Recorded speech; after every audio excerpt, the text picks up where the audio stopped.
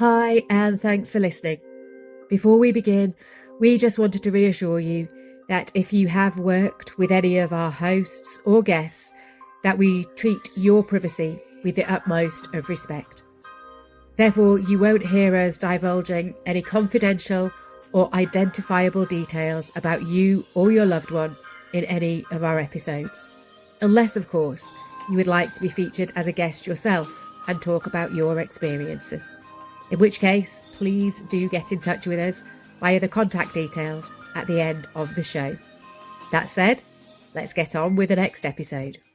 Well, good morning, everybody. How are we feeling? Have you had a good morning so far? Having a little look round and finding out a few things you didn't know about crematoriums and funerals.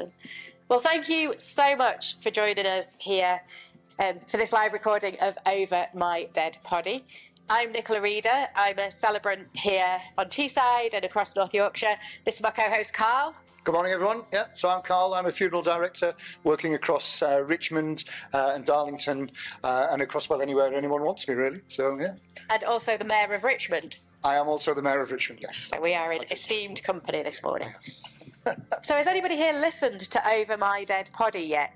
Or are you all new to the show? Amazing! We've got a whole room full of people who are new to it. So for those of you not familiar with podcasts, Over My Dead Poddy is a 10-episode series. So this is our last episode of Series 1. It's available on Spotify, Amazon Music, iTunes, those kind of places. And it really is just a conversation every week with Carl and myself, answering all of those questions that you've never dared ask about funerals, about what you can do, about busting some of those myths, trying to help people not feel as scared about having conversations about death and dying. And we also have a bit of a laugh, right? We do. So producer Steve at the back is taking a few photographs. He's also my husband.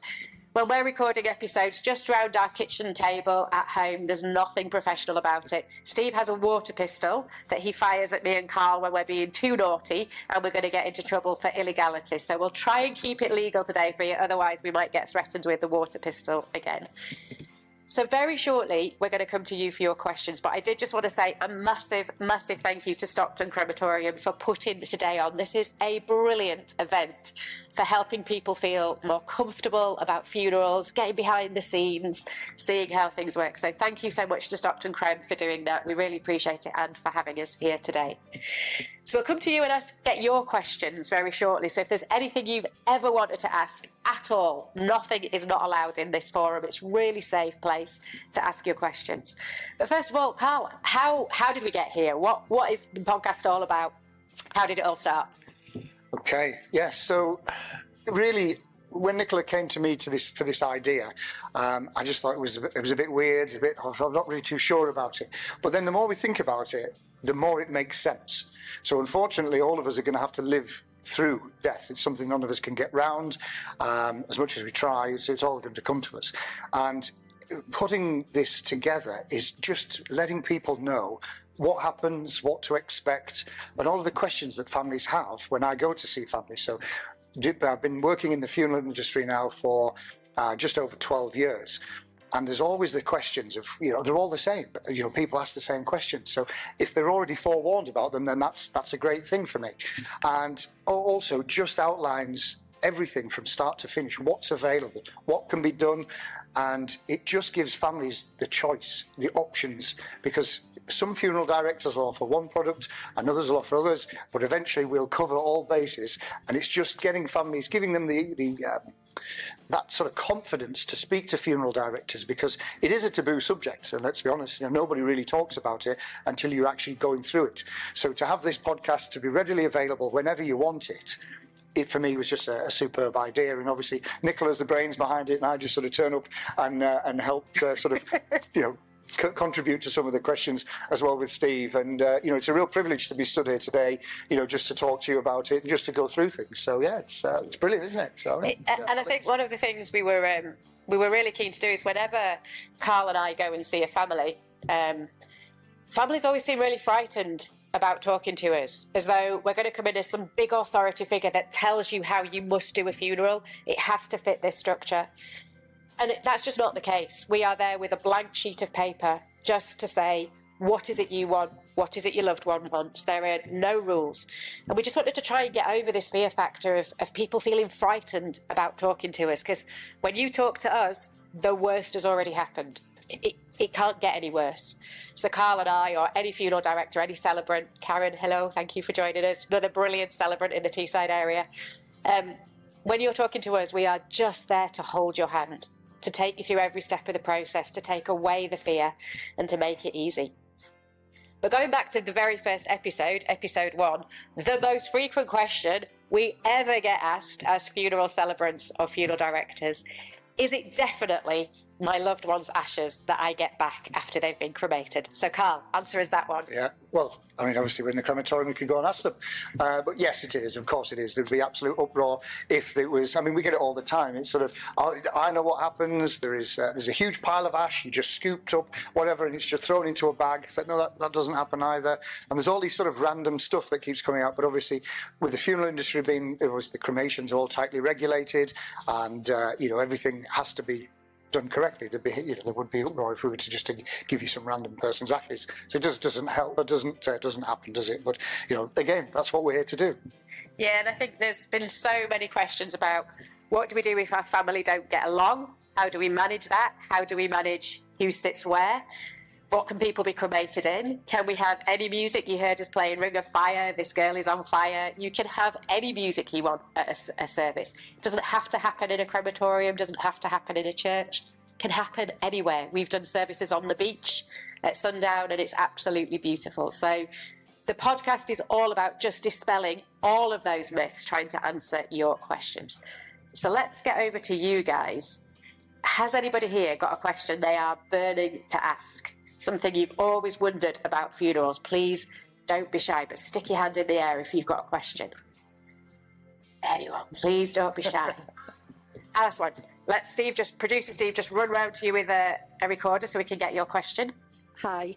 It's not about a funeral like that I'm wondering of. I just want to know, what's the most kind of outrageous request you've ever had? And are there any requests that have been asked that you're like, absolutely not? Should we to go first? Go on. I'll go first then. Yeah, good question. It's good. I mean, the thing as funeral directors, obviously we have to try and remain as impartial as we can, but we do we are open to doing pretty much anything that goes really. So, sort of fancy dress is a big thing in people's lives. So sometimes you get requested to dress up, and you'll have seen, I don't know if you've ever seen anyone, there's like the Batman and Robin lads. So the funeral directors have dressed up in Batman and Robin outfits and things. So that goes. And then also things like the television, so Only Fools and Horses. So you get like there's the different hearse and things that are like the Only Fools. There's sort of different requests, but yeah. So the dressing up one's quite a bit of quite a regular thing for us. But again, we don't mind doing it. I suppose. Is anything for you? Or? Yeah, I think as celebrants, we have much more license to just go wild, and I will pretty much do anything you want within the realms of decency. So we talk about we can't sacrifice goats on an altar. We're not there yet. That's not allowed. But anything that's sort of legal, I will very, very happily do. So I've dressed as a Disney princess. I've dressed as a pirate. I've danced down the aisle at the end of a ceremony. I've led people in a round of downtown, I think in this very chapel, at the end of a ceremony, a big sing-along, so it doesn't have to be a hymn. I've had services where the coffin has been unvarnished, and actually we just listened to music and had the lyrics of the music up on the screens so people could just think about their loved one. But then they all had a Sharpie, and at the end of the service they could go and write their message. Now, I didn't expect to get as many kind of drawings of genitals as I did, let's be honest, but I got plenty. I thought it'd be all really sweet messages about thanks ever so much, we love you, but I did get a few penises on there, but that's okay, it suited him. So, yes, we do outrageous. We've had birds flying down. We've had kind of Viking services where you can set fire to ashes on a little boat. So there are some outrageous things we can do. Do you know what, as a celebrant, I would always say, is it still respectful and true to who your loved one is? If you're just doing it for shock value, then that doesn't feel right. If you're doing it because that feels part of who the person was, and that's part of their story, and it reflects them, then brilliant, let's do that. But if you're just doing it to shock, then maybe not. And the most shocking thing we've ever had to do is I had to drop the C word in a service and you had to display the flowers spelling that out. I did. So, Yeah. you know, it happens. So... I think, yeah, so that was, I wasn't going to mention that one, but I say, well, you've done it. But yeah, so that particular word is not very well known as such, but it's well known, but not very well used as such, not in funerals.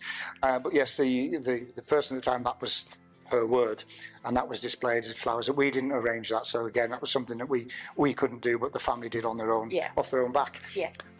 One of the another outrageous sort of thing that we did was a lot of families ask for, you know, nice flying doves, so the doves at the end of the service to fly off. Well, this particular gentleman didn't like doves, but he loved birds of prey. And I've mentioned this in the podcast that the family mentioned that they said, well, we don't really want doves, we want a golden eagle. And I said, well, okay, leave it with me. I'll see what I can sort out, see what I can find. So then we ended up going to all these different falconry places, and we had a golden eagle. I've got a picture on my phone. If you want to have a look, I can show you. I'll find it. And this huge bird came on this guy. He was a big bloke, and he just held this huge eagle on his arm for the whole service. And I mean, that was pretty spectacular. But again, something completely out of the ordinary. But it's something as funeral directors, we'll never say no to anybody. We'll always say, well, I've not heard that, but leave it with us, and if we can sort it, then we certainly will. So we're always open to anything, aren't we? Yeah. And one of the things I talked about just on the last episode of the podcast was that family meeting, and where we meet families to talk about putting the service together and how you want to create that. And very often they'll happen in your home because that's where you feel most comfortable. But we can go to a funeral director's, we can go to a pub, we can go wherever you want. But one time a family said to me, can we have it in the chapel of rest, with Mum there in her coffin, so that she can be part of this? And my face did exactly that. Oh, okay, I've never done this before. But actually it was right for them, and it was really beautiful. And they said, we just want her to feel like she's part of this conversation with us. Not right for every family at all, but for that family it worked. That funeral director was brilliant in letting that happen. So just don't ever be afraid of asking for anything, because we will always try and see what we can do for you on anything. But thank you so much for getting us started. Now that we've seen you really can ask anything, who else do we have with a question? What have you always been dying to ask? Have you got one? Oh, we've answered yours. Okay. Was your question about, is it really my ashes that I get back? Yeah, definitely 100%. Anybody else want to ask anything? Can you bring a dog to a service? I'm going to look at my colleagues at the back at Stockton Crematorium. So the answer, I think, is yes, you can. You can pretty much do anything, but please just let us know. So we would say, I have a massive, energetic, lunatic lurcher who would be an absolute nightmare in any service whatsoever. He's a nice dog. He's just a lunatic. He's a nice dog. He's like his mum and dad. He's a lunatic. But I would probably say I can't bring him because he would just be too disruptive. And so you know your dog. If your dog's quiet and gentle and won't be too distressed, then absolutely bring them along. Let your funeral director know, because it's not the same at every crematorium. So Darlington, for example, would probably have different rules. So just get in touch with the crematorium, get in touch with the funeral director. Producer Steve has a question. Just on the dog, just remember that the dog is losing somebody. We did a natural burial, and I was there as dog chaperone, and that dog realised that his owner was going into the ground, and I nearly ended up in the grave with him because the dog got really upset and frantic to be with his owner. I mean, what I would say is, if at all possible, if you do have a dog, let your family take the dog with permission with the funeral directors to see the body. The dogs do understand death, and what you don't want is the dog thinking he's been left by his owner. But yeah, I would say be careful, especially if it's a graveside burial. Yeah, that was my very first service as well, ever, as a celebrant. So that was fun. I'd learned how to do things in crematoriums, and then they asked me to do a natural burial as my very first service ever. So that was quite a challenge. But just while you're thinking of the questions that you want to ask, what Carl and I want to try and do in the podcast is address those really difficult topics with a bit of humanity and some honesty. And we can give you our opinions, but we would always say, go and research for yourself, go and talk to people. But you've probably heard or seen an awful lot about direct cremations. You might have seen these advertised on the television, where you don't have a service and it is just the cremation that takes place. And they're right for some people. They're absolutely right as a service for some people. But I think perhaps myself and Carl felt we just wanted people to be really equipped with the right information to make a decision about direct cremations and whether it was the right thing for you. So, Carl, direct cremations are just available via TV, right? Yeah, so you'll have all seen the adverts on the televisions and on the radio advertising low-cost funerals or cheap direct cremations, which, as Nicola's quite rightly said, are right for some families. But a lot of families don't realise is that the cremation doesn't happen in the local area. So you buy it off the television, potentially you're picked up, taken to another crematorium that they own. There's a few down in Manchester way, it's one up towards Berwick. So the cremation doesn't necessarily take place in your hometown as such. Whereas the funeral directors, all of the funeral directors next door, of the company I work for, we all offer the same service, but you are cremated here. But that doesn't necessarily mean that that's the end. We've had it where families, certainly in lockdown, there was a lot of almost direct cremations where there was only a few people allowed to attend. Whereas now, some families will have the direct cremation, so it's a bit of a cheaper costings, of course. So sometimes ultimately it does come down to costs. But we can also do things such as then we bring people like Nicola in and you have a little bit of a service after. So the cremation takes place. You don't have to have a service, but you just have the direct cremation somewhere like here. And then Nicola will then take over and do a little bit of a small service, with the close family friends. But again, it's all about choice. And the more you're informed about these things, the more you'll learn and understand, certainly. So yeah. And I think one of the things you get with a local direct cremation through your local funeral director, you will know when that cremation is going to happen. Your loved one will be carried in, not just driven up to the back door. We can play a little bit of music for you. So some of those things will happen.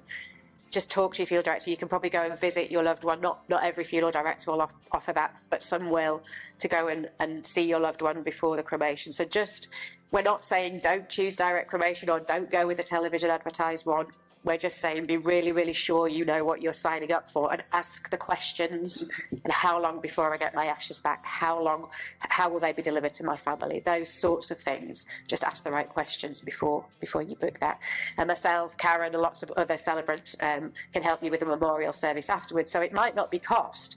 You might just think, I don't want anything that formal at the crematorium. I don't want to have that kind of traditional structure. I just want to have a really big party in the pub that my dad would have absolutely loved. And that's fine. That's absolutely brilliant. Do it that way if that's the way you want it. It's your service or your loved one's service. So you pick what you want. Any other questions or comments or queries from anybody? A friend of mine, Coventry, there was a funeral, but they did the straight cremation, right, but they were told by the undertakers that the person would be collected first thing on the morning. They would be taken out the back and they'd be in a queue and they'd be fitted in so if there was, say, 4 cremations today, it'd be if and when that person could be fitted. Is that another? I don't know if that's just something that's what the family wants. You said, look, we just want him cremated and get the ashes. And I mean, obviously the crematorium themselves, so when funeral directors book in these services, it's all to do with the crematorium and their scheduling. So depending on how busy they are as such during that day, but there's no particular, they have the set order of the services. The direct cremation, certainly in Darlington, which is where I know, are done sort of in the first thing in the morning, where you take people through first thing. I don't know, is that what happens? What happens here? Is that, I lost the ladies at the back? Yeah. No, lads. All right. Okay. Fair enough. That's fine. Yeah. But first thing in the morning. So, so that's it. Usually, that's how it would work. Yeah. It's not very well put to families that way. That shouldn't have really been spoken about as such. Well, I wouldn't have certainly said it that way. Yeah. I don't get as involved as much as Carl in those sorts of conversations about the actual booking in of cremations.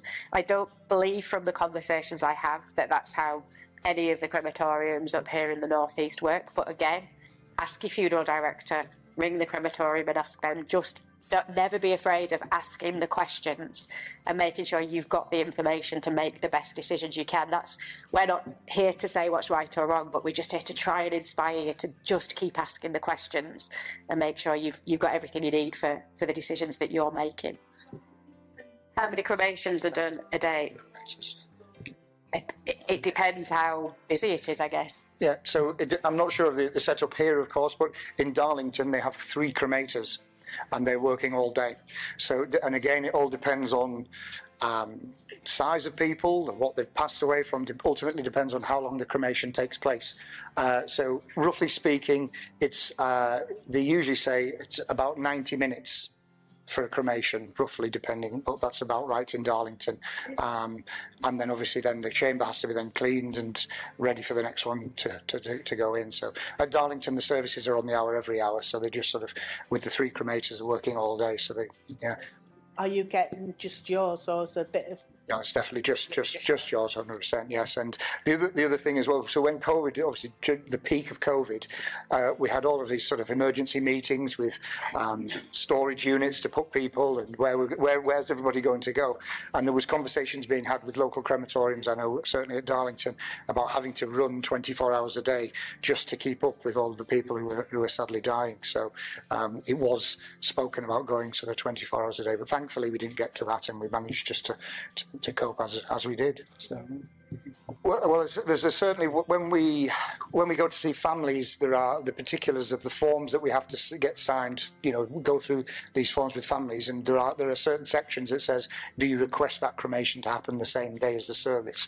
And of course, there's usually yes. So I mean, it does happen. So at Darlington, I know the last service is 3 o'clock, so that gives them time to have the service, the cremation to take place, and everything to be done, so that the team working there, the crematorium staff, can get home at a reasonable hour. So it's, yeah, usually, I mean, but for the ones that Darlington certainly cremated all on the same day that I know of, definitely, yeah.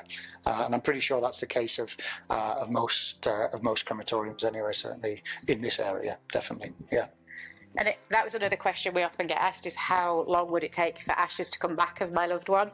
And theoretically, the same day, Carl and I have done services where the actual service has happened first thing in the morning, say at 10 o'clock or 11 o'clock. The cremation has happened, and then we've done an interment of ashes at maybe 4 o'clock in the afternoon. So that whole day gets everything in for everybody. Because if you go back and do an ashes service later on, you're almost ripping the bandage off and having to sort of relive something. So it can help families to be in the same day. So theoretically, things will happen on the same day, and from the day after your service, ashes should be available via your funeral director. You shouldn't have to wait any long period of time. Yours are always available within a couple of days. Next working day. Yeah. Yeah. So if the funeral takes place on a Friday, we're more than happy to collect them on the Monday morning for you to pick them up, mid-afternoon Monday, just so we can get things ready. So there shouldn't be a wait from any funeral director. If you want them, that's a conversation you have with your funeral director and say, well, actually, yes, we can't bear to be without them. So, right, okay, well, let's make the provisions and let's make it happen.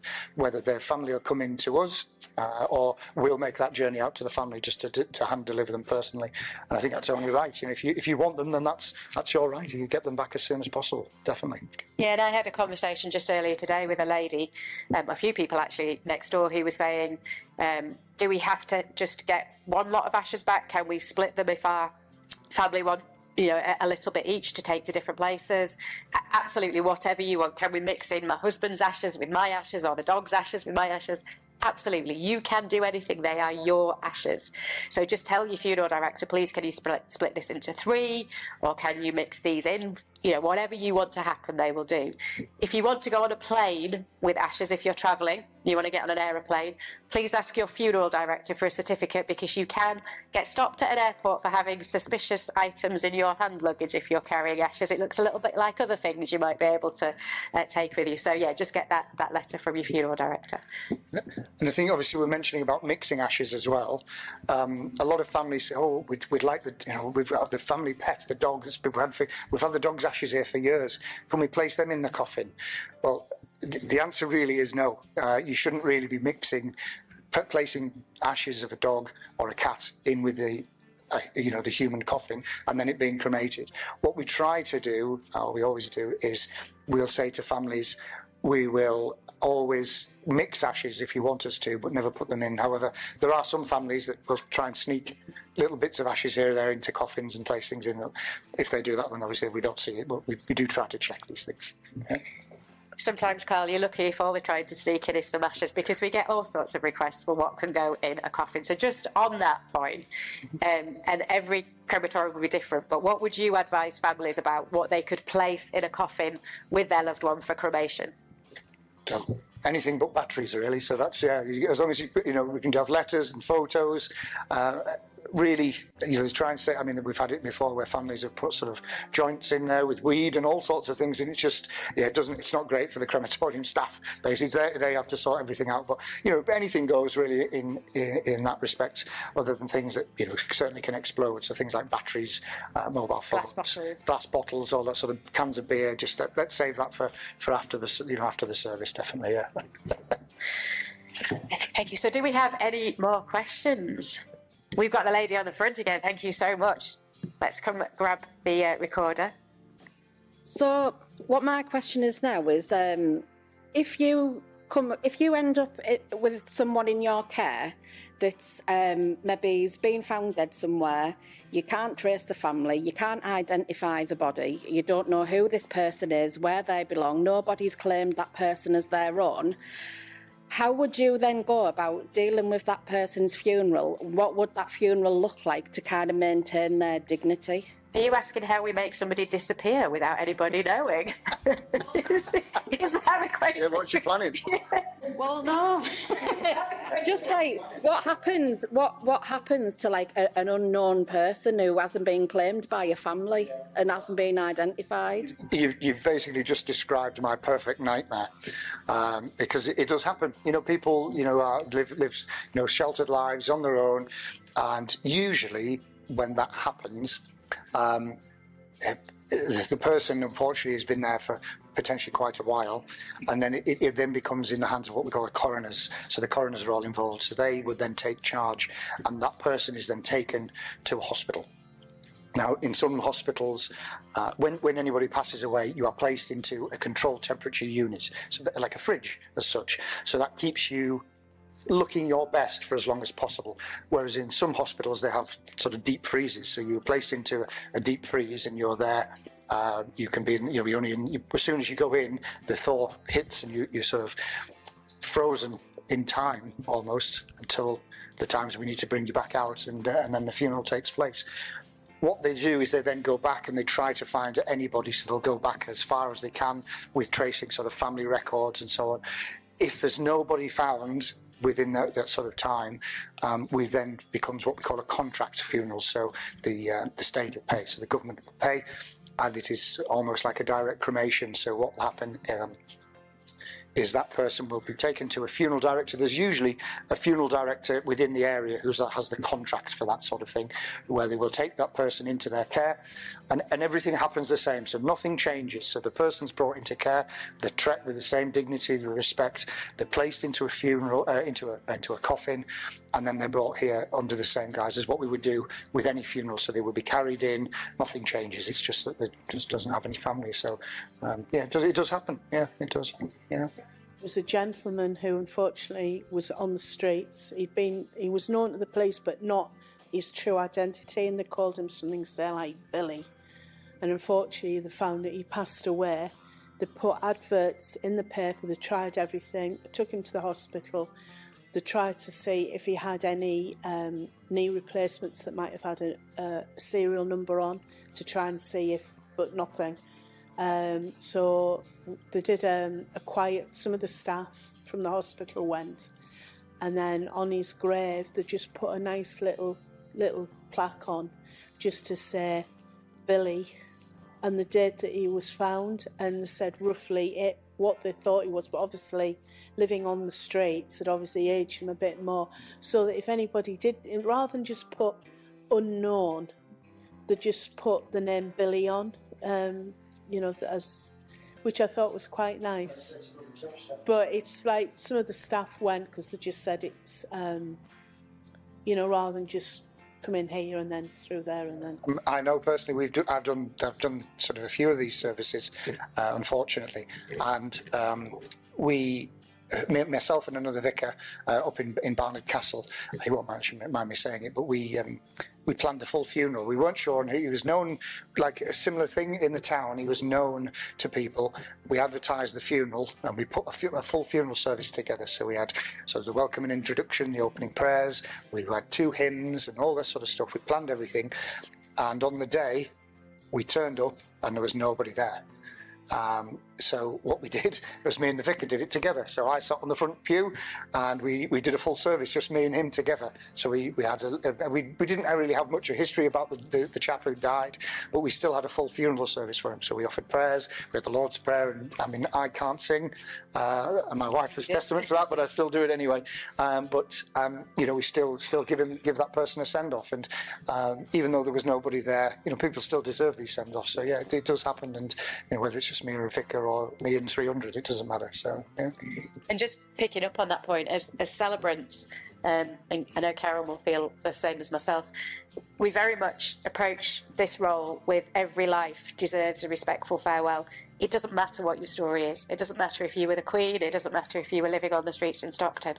Everybody deserves a dignified and respectful farewell, and we often get those services that come through either public health services where we know nothing, or there's an executor of a will and literally we're just talking to a solicitor to try and piece a little bit together.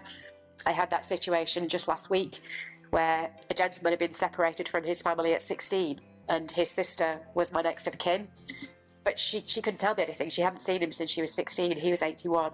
So you go back to the care home, found out kind of how long he'd been living there, found out he'd been with MenCap in a supported living establishment for 20, 30 years, managed after about 20 phone calls to find the person who looked after him.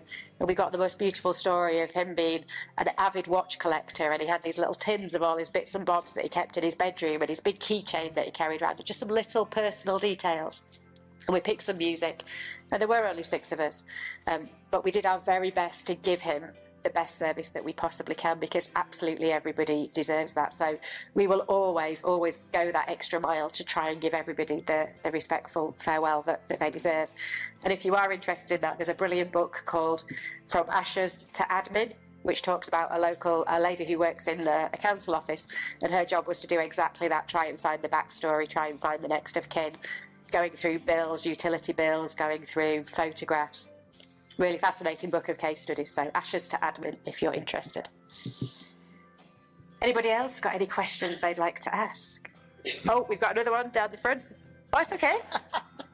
We'll go. Ask away. We will answer anything. So when we went about the direct cremations, my mum's actually paid for one and she's already got a time, but not a date because she's not dead. So she's already been given the time that she will be coming to the crematorium. Is that normal or? I've never heard of that, but potentially that company may be able to do it. But I know on a lot of the direct cremation companies is that it's a van. So you're taken to the hospital and then depending on, or sometimes taken to a funeral director. And what they do is they do a run. So they go up the country, picking people up. It's not one of them, it's a local company, it's not. Oh, it's a local company. All right, okay. Potentially then they could have given you a time, or a time of like 9 a.m. or 4 p.m. because that's potentially the 2 times that would be used. So yeah, they'll have said yes, it'll be 9 o'clock or 8:30 or something like that, because that's when traditionally is when the cremations take place for the non-services. Yeah. So yeah, she might have thankfully she doesn't have a date. That's something. Yeah. Yes. Just waiting for that one. Yeah. Gotta move on.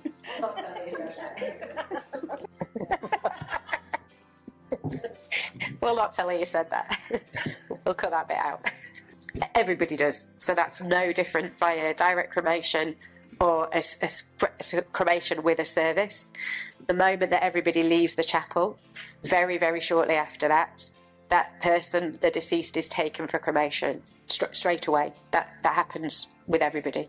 The other thing is that, so I don't know if you're aware, but there's the oven isn't there.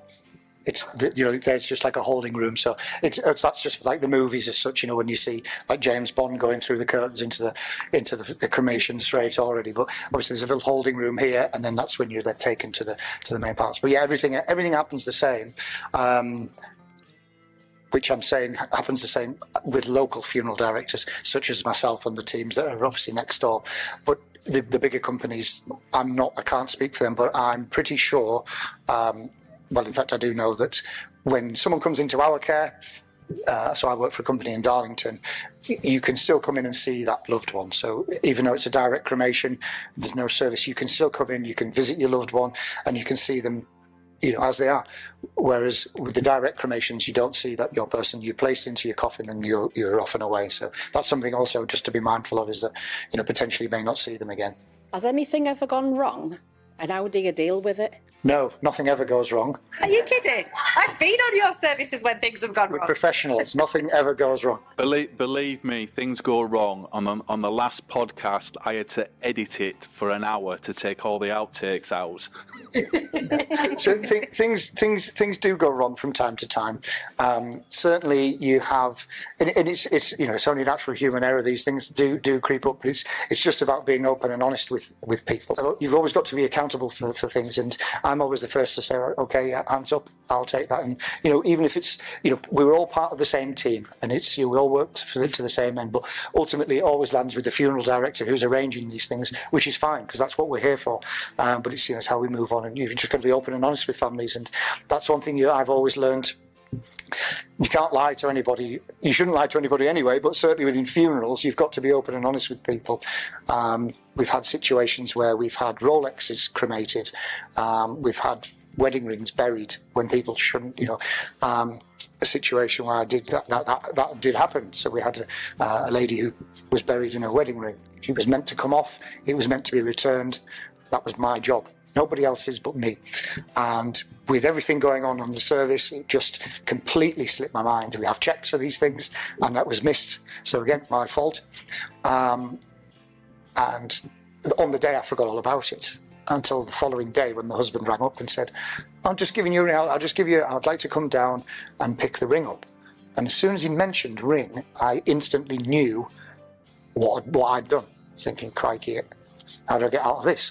So I said, right, okay, no problem. So I did at the time. I said, right, okay, I was just sort of in a bit of a panic.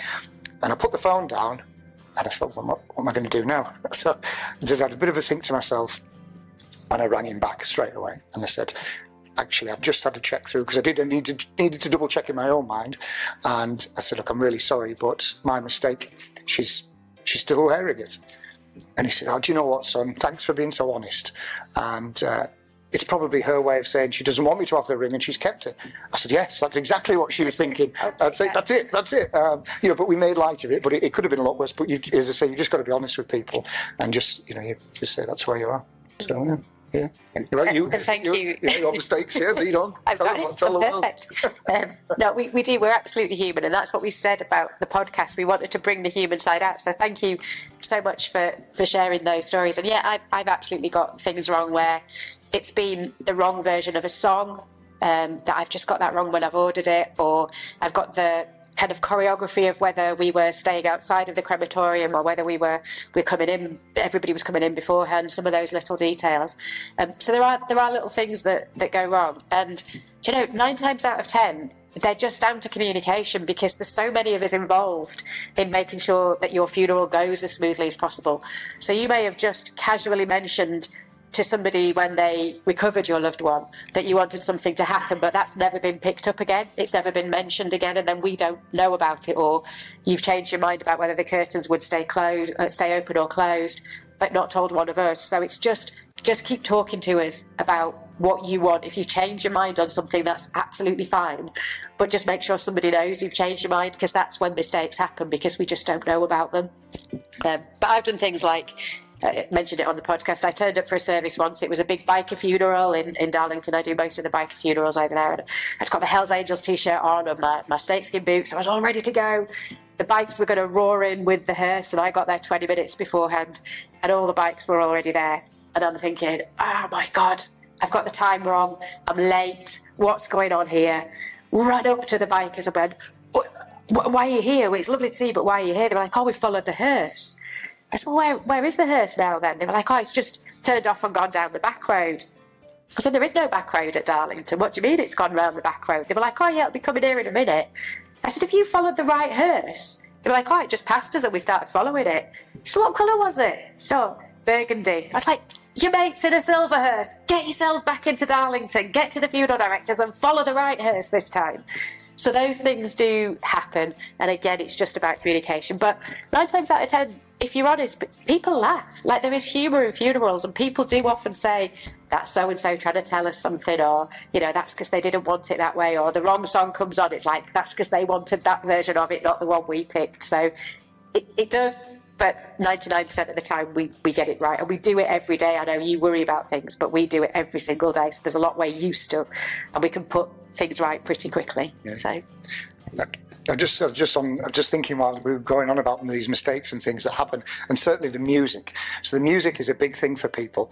You know, we have all these different favourite artists and tracks and so on. And I was literally just reminding myself, thought about a service I'd looked after. It was a huge funeral service, and there must have been maybe 300-400 people in the church. And everything was going brilliantly well, absolutely perfect. Everything was on time and everything worked. We played the final piece of music, which was Tamore, you know, and it sort of all kicked off. And I think I'm not singing it anymore, that's it. But it was absolutely fantastic. And anyway, we thought, this is brilliant. And everyone in the church was really pleased with the way, you know, they were singing along. And as we were walking down to the car, the widow straight up into me, and she was giving me a lot of grief. I won't repeat what she was saying, but it was technically the wrong song. And I'm thinking, this can't be the wrong song. We've done everything we've been told. All the notes are there. So there was uproar. So she was going to my superiors and so on and so on. I think, oh Christ, this is really bad. You know, we've really messed up here. So after the service, told my boss and so on, said, look, this is what's happened. I'm giving you the heads up because there's someone going to be ringing in who's pretty irate. So anyway, a couple of days passed and there's no calls. Thinking, oh, what do we do? So we always do our sort of post call and just sort of say, look, how are things? And she was a changed woman. She was so happy. She said, look, I just want to mention that it wasn't your fault with the music. It was mine. And I said, oh, what's going on? She said, oh, when I was picking the music, you know, a few days before, she said, I had 2 or 3 bottles of wine. And I'd mixed the CDs up and I'd given you the right CD box, but the wrong CD in it. So it wasn't my fault. It was, you know, but again, it's not just funeral directors that make the mistake. Sometimes it's families that just get a little bit muddled as well. So we all work together on these. Yeah, totally. So yeah. Totally. And it is all about communication and checking and rechecking and, you know, us all just working together. And if you do change your mind, it's always fine. Just please let us know. Do we have any other questions? Anybody else want to ask anything? Carl is bearing his soul for all of you today, so if there's anything. Being an independent celebrant and fairly ignorant about religion, I'm going to duck out of this one. I'll take over. Been a Catholic boy. So yes, obviously there are religions that are required. You're meant to be buried within sort of 3 days of passing, which can be done. So when I first started, again, so 12 years ago, we used to have a registrar who was on call 24 hours a day, so you could register for these. It was an on-call registrar where you could do, you know, you'd be registered. It was only for certain religions, of course.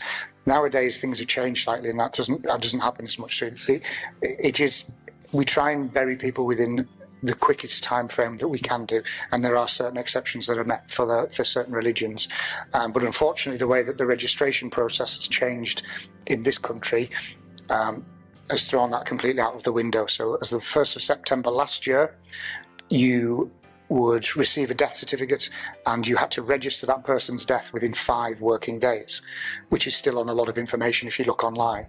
That doesn't happen anymore. So what happens now is once a death happens, a death certificate is produced. It's then produced by a GP of such, sent to a medical examiner's office. It's then sent back to that same GP who then sends it to the registrars. So there's a lot of toing and froing. The problem we're finding is that if that GP who sends the death certificate to the medical examiner, it joins a pile of others, and eventually it's looked at and sort of gone through and then sent back to the GP. If that GP is on holiday for a week, it doesn't go anywhere, and it sits on their sort of inbox for a week, and then it's then taken. So sometimes we've been waiting up to 3 weeks for these death certificates to come in. So there's been a huge problem. So yeah, the 3-day rule doesn't really apply on them on that side of things. So it is difficult. Yeah.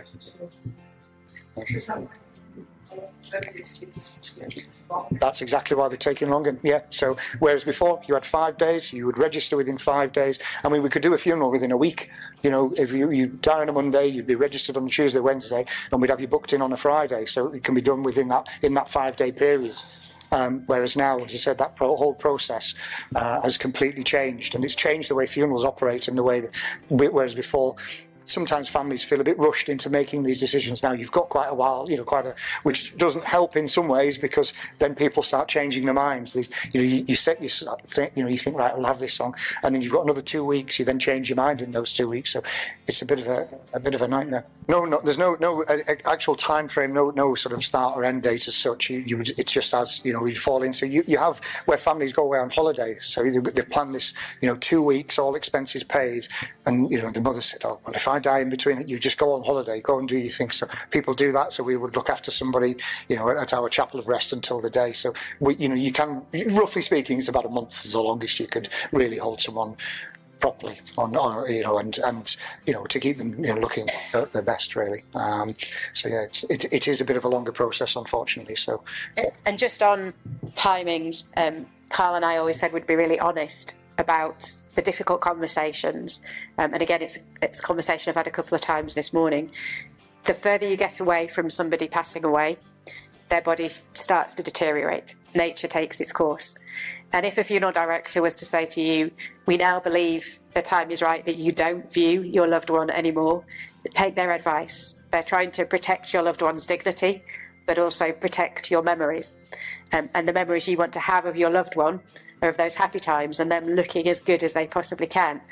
And there's a certain amount we can do with makeup and possibly embalming and other techniques, but there is a point where actually if the funeral director says, just come and see them with the coffin closed, then take that advice. We say every choice is yours, every decision is yours, but on that one, trust your funeral director.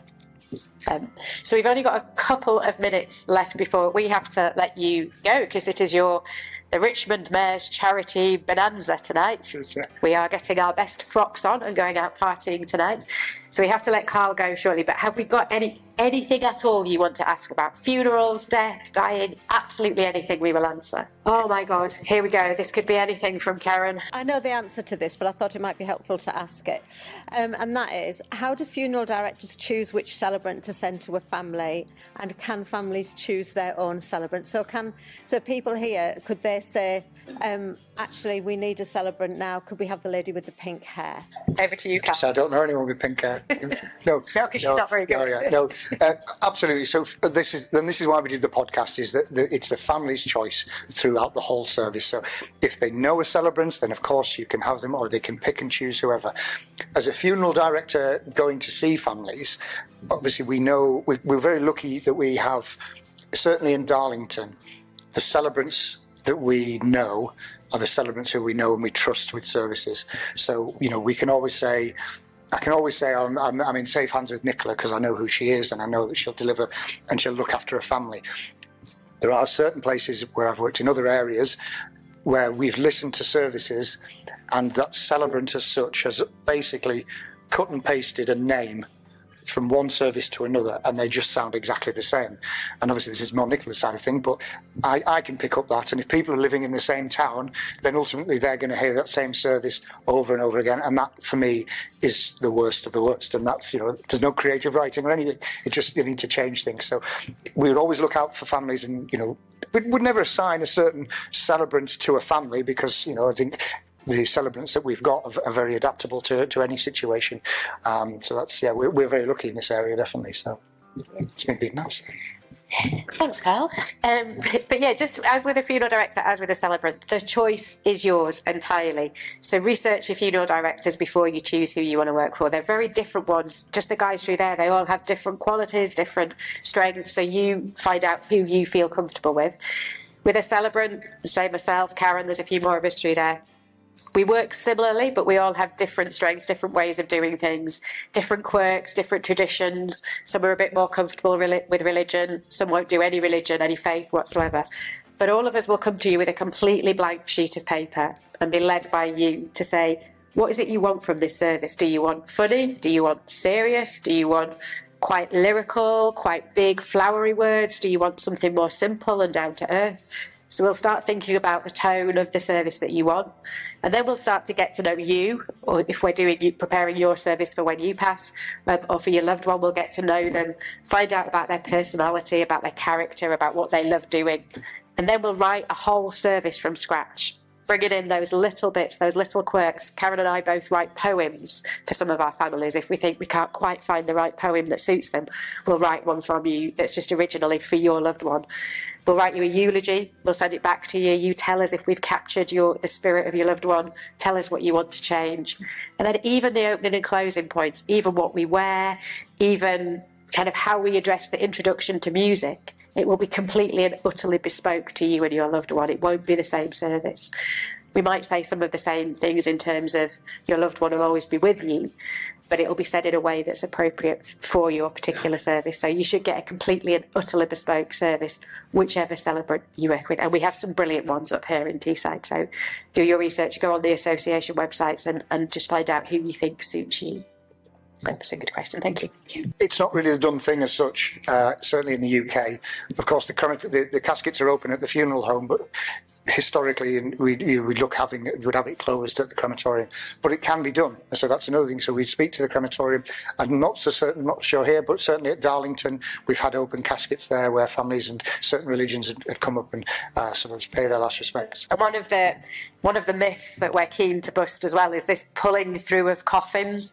So I don't think there's any crematorium I work at, so Darlington, Teesside, Stockton, Maple Park, Weir Valley, Durham, none of those actually pull the coffin through, so you will never see that. Your options at the end of a service are for the curtains like this to close around a coffin, and you will just walk out of the exit over there and everybody would follow you. Or you can leave the curtains open and you would walk past your loved one's coffin and make your way outside. That kind of pulling through, the coffin does not move until everybody has left the chapel. So you don't see that, or the lowering, or that just doesn't happen because people go, oh my God, please don't move the coffin while I'm there. It won't happen until you've left. Families say to us all the time, what's the best thing to do?